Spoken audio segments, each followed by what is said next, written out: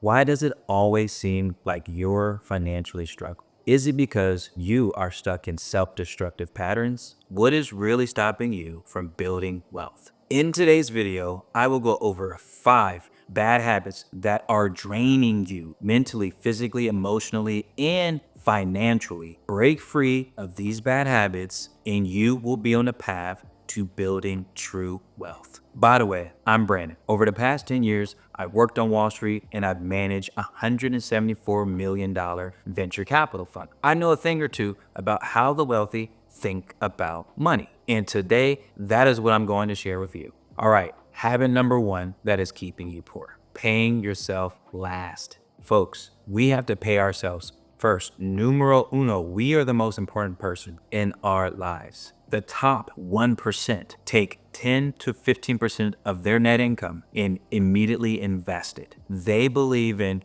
compound interest, just like Warren Buffett and many other folks. They believe that if they take their income and they automatically reinvest it, it will compound for them orders of magnitude more than they ever could get anywhere else. I simply think you could just do that into the S&P 500. You could do it into real estate. You can do it into other things, but we cannot pay ourselves last. We have to pay ourselves first. And if you want to find out how to pay yourself first, I recently made a video that talks about paying yourself first, capping your expenses, and also how you can spend guilt-free. And I will leave that video in the description below. All right, habit number 2 that is keeping you poor: waiting too long to invest. The day you start making any money, I don't care how old you are or how young you are, start investing. I'm going to talk to Uncle Warren real quick. Uncle Warren Buffett says it's not about timing the market, it's about time in the market. The sooner you start to invest, the sooner your wealth starts to grow. Take a look at this chart right here from JP Morgan. It literally shows what would happen if you had invested $10,000 just in the S&P 500 over the last 20 years. Now here's the time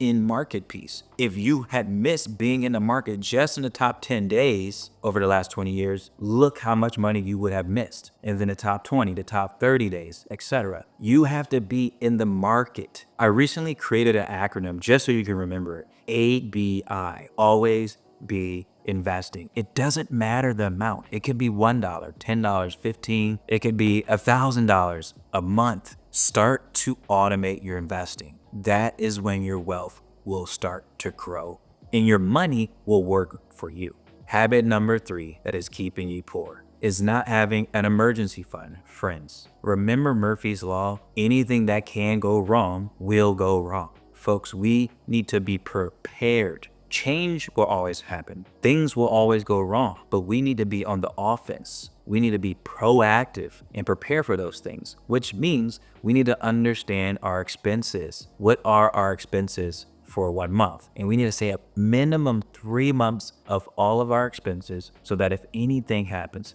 any type of injury, disability, family issue, world issue, we are prepared and ready to bounce back. Many times when people don't have emergency funds, that can really knock them down and knock them years, even decades behind, because they had to take out debt or they had some other bad situation that really came out of left field and really pushed them back. Habit number 4 that is keeping you poor: impulse spending. Now, folks, I am not against spending. I recently told you I just created a video that talks about guilt-free spending. So I believe in spending within reason. Now, what are those boundaries? You cannot spend and not have boundaries or not have rules for your money. Here are a few quick rules that you could potentially have for your money. Number 1, you can only carry cash in a limited amount of cash. Let's say at max you carry $150 on you at any given time. That means you can't spend more than that because you're not using your credit cards. You're not using money you don't have. So spending cash also makes you realize how much money you're putting out. This is a constraint. I do think creating certain constraints on your capital helps you have capital to invest and to spend guilt-free. The next idea and tip I have is the 24-hour rule.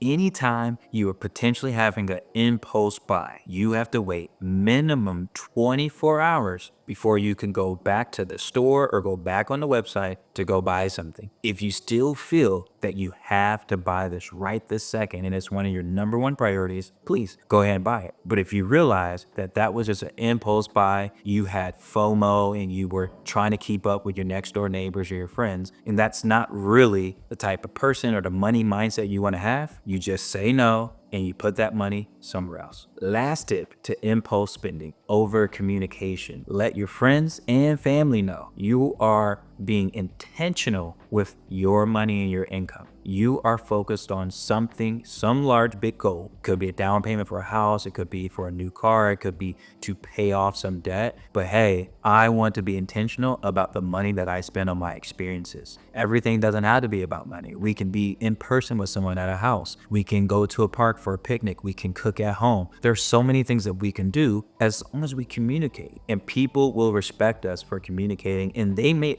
even join us. You might be able to have really strong accountability partners from starting conversations like this with your loved ones. Habit number 5 that is keeping you poor: income versus expenses. This is very important. It doesn't matter how much money you make. It matters how you manage it. Look at this chart here from Bloomberg. You have millennials, 20s, 30s, folks who make 100,000, 150, even 250,000 plus are still living paycheck to paycheck because they're not managing their expenses correctly. If you make over $250,000 a year, you are in the top 5% earners in America. There is no reason that you should be living paycheck to paycheck. What is happening here? Folks, I made that video that talks about your expenses, that also talks about investing and spending guilt-free. It's in the description below. It talks about all of this, but the simplistic piece here is that 65% of your income goes to your essential expenses: